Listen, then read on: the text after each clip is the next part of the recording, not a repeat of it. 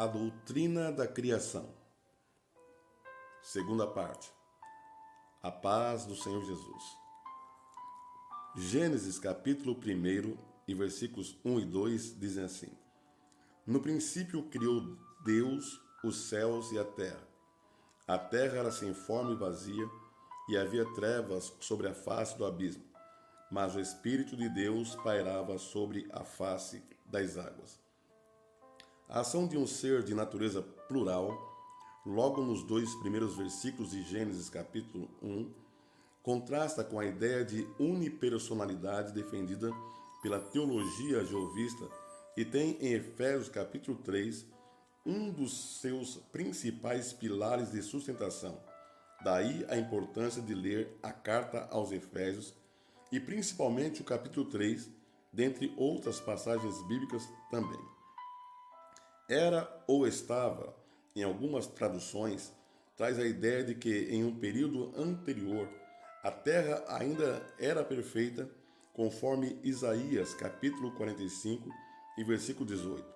Os versículos 1 e 2 do primeiro capítulo propõem uma divisão histórica de um espaço de tempo de milhões de anos, justificados pela era glacial ou a teoria da deformação, de Isaías, capítulo 14, versículos 12 ao 15.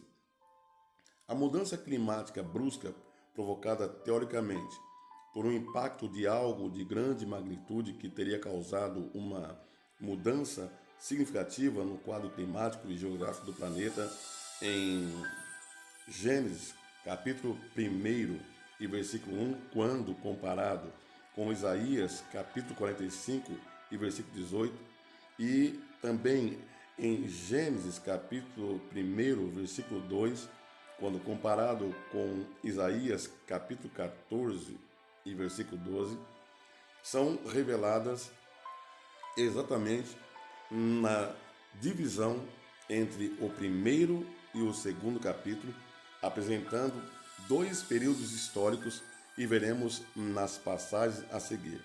Veremos que é possível identificar pelo menos dois relatos da interferência humana em períodos pré-históricos distintos, provando que a Bíblia não contradiz a ciência e vice-versa.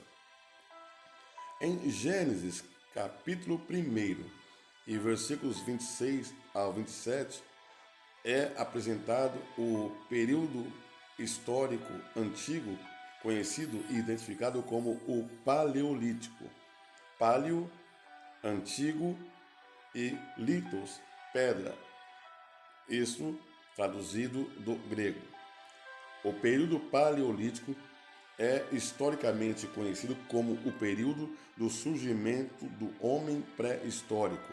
Agora, observe a descrição textual de Gênesis capítulo 2 e versículo 2, que nos leva a pensar duas coisas, porque também traz o relato da criação do homem.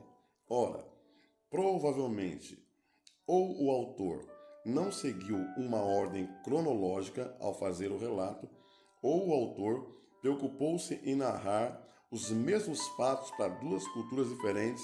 Então temos que, em Gênesis 1, do 26 ao 27, no Paleolítico, temos o relato do surgimento do homem. E também em Gênesis capítulo 2 e versículos 5 ao 7, também temos o relato do surgimento do homem. No caso, o homem moderno ou o homem do Neolítico. Neo, nova, e litos, pedra, da onde também do grego se tem pedra nova ou a era do bronze. Então, poderíamos supor ou sugerir que o autor está falando do relato do homem adâmico em ambos os casos, ou ele está apresentando, no primeiro caso, o homem pré-histórico e, no segundo caso, o homem adâmico. Tanto no Neolítico quanto no Paleolítico, temos dois relatos distintos da interferência humana. Lembrando que pré-história compreende o período anterior à escrita e que também vale lembrar que este comentário é para exposição meramente científica e defesa da fé. No próximo áudio, continuaremos a falar sobre esse assunto. Compartilhe esse vídeo se achar que convém. A vitória é nossa, pelo sangue do Senhor Jesus.